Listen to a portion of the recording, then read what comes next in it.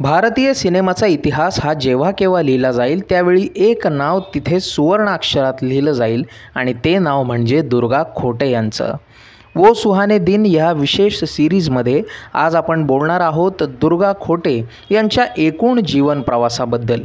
नमस्कार, मी नीरज आणि आपण पाहताय फिल्मी बुडबक. दुर्गा खोटे यांचा जन्म 14 जानेवारी 1905 रोजी मुंबईमध्ये झाला. प्राथमिक आणि उच्च माध्यमिक शिक्षणानंतर त्यांनी BA ची पदवी घेतली, तीही मुंबईमध्येच. दुर्गा खोटेंचं माहेरचं आडनाव लाड. मात्र BA झाल्यानंतर त्यांनी विश्वनाथ खोटे यांच्याशी लग्न केलं. लग्नानंतर त्यांना बकुल आणि हिरेन ही 2 मुलंही झाली. मात्र विश्वनाथ खोटे यांचं लग्नानंतरच्या काही काळातच दुर्दैवाने आकस्मिक निधन झालं. त्यांना आधारासाठी काही ना काही काम करण्याची आवश्यकता भासू लागली, कारण त्या स्वाभिमानी होत्या आणि कोणावरही त्यांना ओझं बनून राहणं मान्य नव्हतं. त्यानंतर अनायासे कामाच्या शोधात असताना 1930 साली फरेबी जाल या मुकपटाच्या माध्यमातून त्यांनी सिनेमा क्षेत्रामध्ये पहिलं पाऊल टाकलं आणि त्यानंतर 1932 साली आलेल्या अयोध्येचा राजा या सिनेमामध्ये साकारलेली तारामती ही भूमिका दुर्गा खोटेंच्या आयुष्यामधील एक महत्त्वाचा टर्निंग पॉईंट ठरली आणि यानंतर जो घडत गेला तो होता इतिहास, कारण दुर्गा खोटेंनी कधीच यानंतर मागे वळून पाहिलं नाही. भरत मिलाप, तारामती, महारथी कर्ण, अमर ज्योती, चरणों की दासी, बिदाई या सिनेमांमधून त्यांनी आपल्या करिअरचा आलेख हा कायम चढता ठेवला. अमरज्योतीमधील भूमिकेचंही त्या काळी खूप जास्त नाव झालं आणि बिदाई या सिनेमातील भूमिकेसाठी त्यांना सर्वोत्कृष्ट सहाय्यक कलाकाराचा फिल्मफेअर अवॉर्ड मिळाला.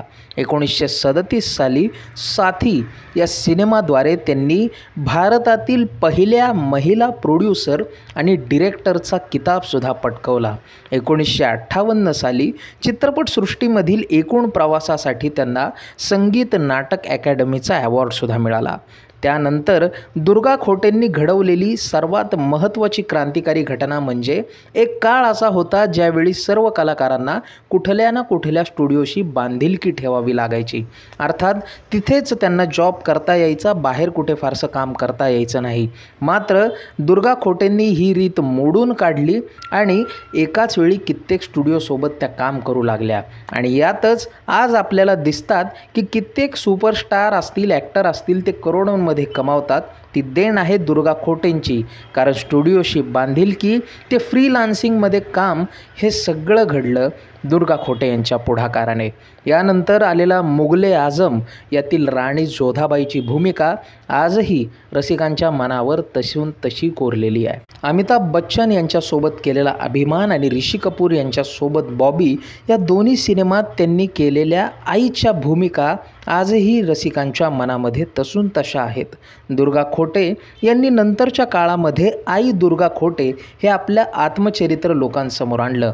मात्र तोपर्यंत 50 वर्षाच्या कारकिर्दीत 200 फिल्म्स करण्याचा विक्रम त्यांनी आपल्या नावावरती करून घेतला. 1983 साली त्यांना दादासाहेब फाळके हा अवॉर्डसुद्धा देण्यात आला.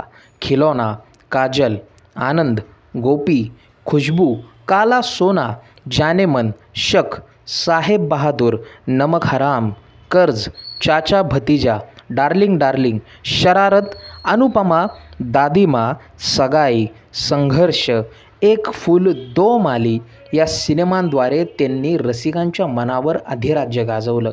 अशा या दुर्गा खोटे ज्या भारतातील पहिल्या महिला दिग्दर्शक, प्रोड्युसर आणि सुपरस्टारसुद्धा होत्या, त्यांना 1991 साली काळाच्या पडद्याआड जावं लागलं. मात्र ज्याप्रमाणे एक कसलेला नट पडद्याआड जाताना टाळ्यांच्या कडकडाटात जातो, अगदी तसंच दुर्गा खोटे यांनी आपल्या नावावरती टाळ्यांच्या कडकडाटाचा विक्रम घडवलेला आहे. अशा या महान अदाकारांना फिल्मी बुडबक परिवारातर्फे विनम्र अभिवादन.